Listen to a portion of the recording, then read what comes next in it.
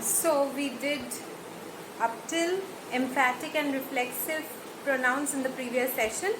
Let us do indefinite pronouns and reciprocal pronoun and distributive pronouns. Okay, so let us begin with indefinite pronoun. From the name itself, you can understand that this kind of pronoun is not specified. That means indefinite pronoun refers to one or more unspecified objects. It can be beings, it can be places, used for defining any of these things which are not specified. So indefinite pronouns are used to refer to unspecified objects.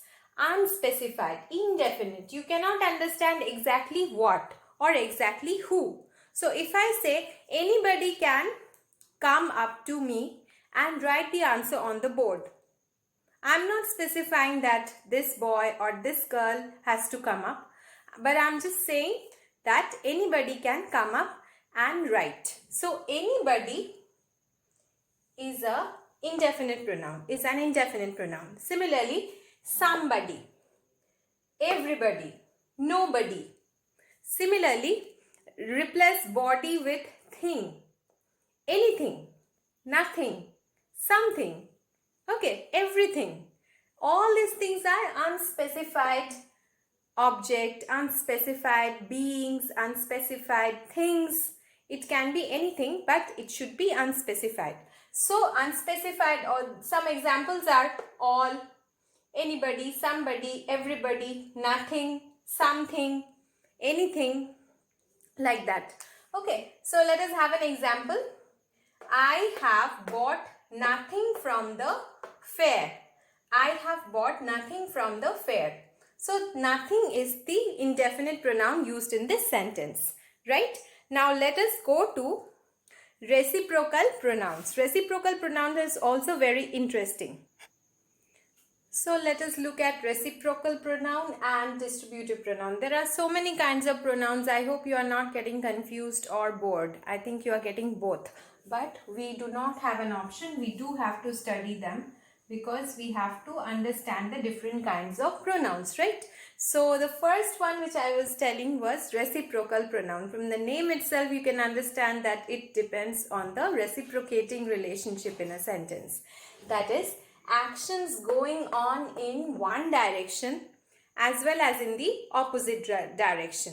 Okay, so words like each other, one another, we must look after each other. That means one direction as well as the opposite direction. They are used, let's say, we should help one another in crisis. This kind of sentences. So one another, you have to use both the words together. Okay, each other, one another, these are reciprocal pronouns. So they are used for telling us about actions which are going in one direction as well as in the opposite direction. Each other, one another, like that. And the next kind is distributive pronouns. Distributive pronouns is very simple. It is used to denote persons or things which are taken in a group or taken as single. Okay, like every, each, either, neither. They are all distributive.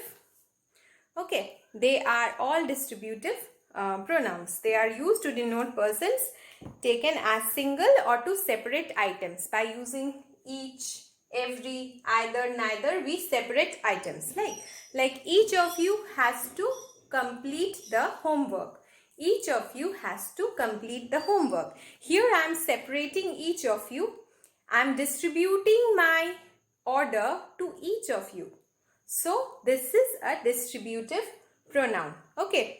Now let us do relative pronoun. Here relative pronoun is not given in detail. That means you don't have to go into detail with that. We just will learn what it is and just learn about the examples. So relative pronoun has a lot of usage. Okay. We are running out of time, so we have to be very cautious with what we do in class. So relative pronouns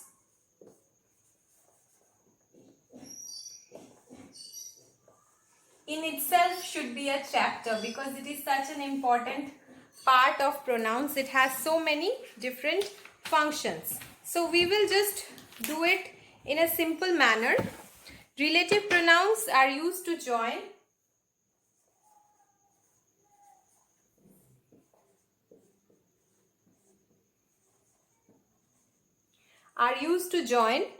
a phrase or clause with another in a sentence.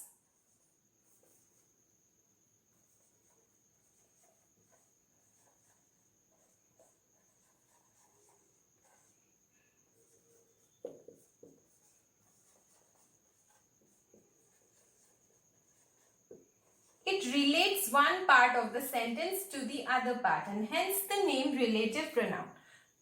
Okay, it is used to join a phrase or clause with another in a sentence. So what are the examples? Who, whom. Now you may ask me that who is also interrogative pronoun. Well, it is, but interrogative pronouns are used at the beginning of a sentence as opposed to relative pronouns which are used in the middle of the sentence. Okay, so who, whom, whose, which, like this. Okay, let us look at one example.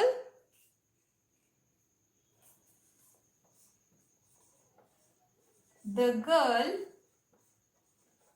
who is wearing a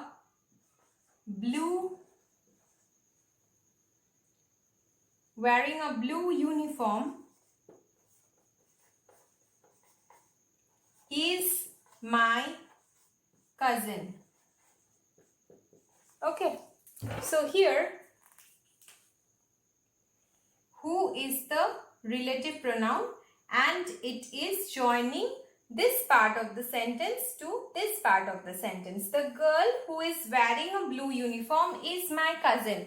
So who is relating the two parts? And so we are using the relative pronoun to join it.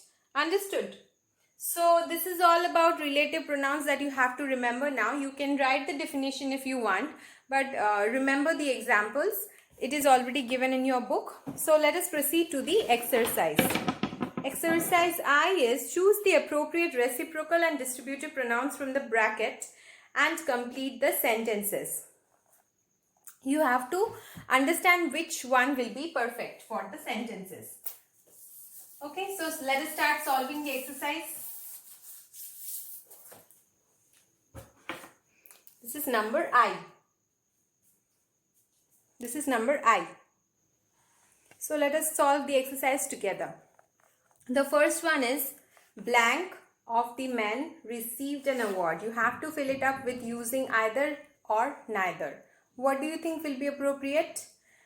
Either of the man received an award. It's a very unspecified kind of sentence. So the answer will be neither. Neither of the men received an award. Number 2. Rita and Sita have known dash for many years. So it will be each other.